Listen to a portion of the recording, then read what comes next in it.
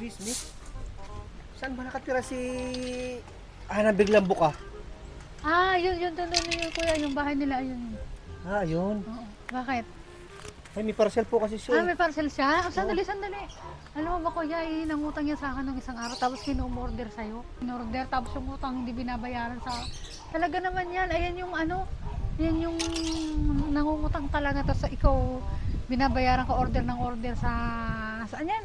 Yan sa Shopee at saka sa TakTak, yan, order ng order, sa ako hindi binabayaran ng utang yung babaeng yan eh. Ay, alin po bang bahay? Ayun po bang, ayan, yung anong yan?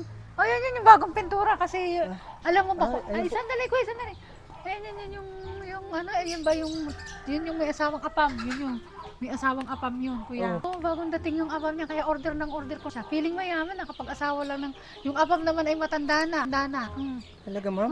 Ang yabang-yabang niya, ang arte-arte pag dumadaan dito talagang pinagmamalaki pa sa akin yung mamahalin niyang gamit. Tapos laging nakapost sa social media, nakain sa masasarap na restaurant. Tapos yung utang sa akin, hindi binabayaran. Talaga naman yung babae yan eh. Ay, sige ma'am, pupunta ako na lang yun. Hindi, mamaya.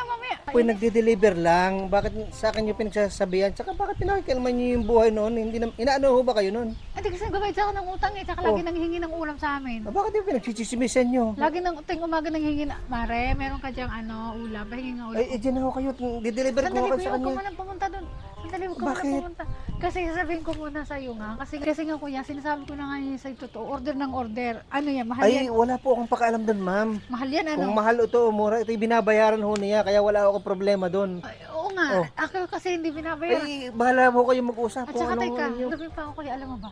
Pag nadating yung apam niyan, meron niyang yung mamahalin na spam. Yung anong tawag doon? Yung mahal. Yung mahal. Tapos may chocolate. Ay, hayaan niyo po sila.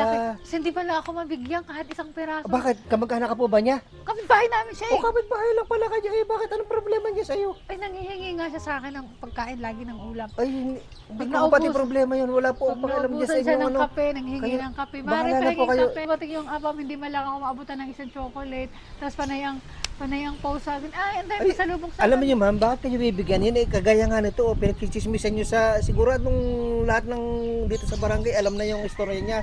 Gawa mo. Hindi kuya, Tapos gusto mo, bibigyan ka ng chocolate? Oy, kasi ang nga, kapal-kapal niyo po, kasi ma'am. nanghihingi nga sa akin yun ng kung ano Ay, eh. hindi. Naku, Wala yung apam kung niya. ako man yung asawa nung anong yun, kung kamag-anak, talagang hindi ko kayo bibigyan sa bunganga niyo yan. Parang yung sa sinasabi mo, may gusto ka doon sa babaeng yun. Malandi kasi yan eh. Wala ko akong pakialam Ano dyan. yan, sexy mo, may gusto ka ma'am. dyan sa babaeng yun. Tumigil ka, wala na akong pakialam sabi dyan eh. Okay na ka. Sa buhay mo.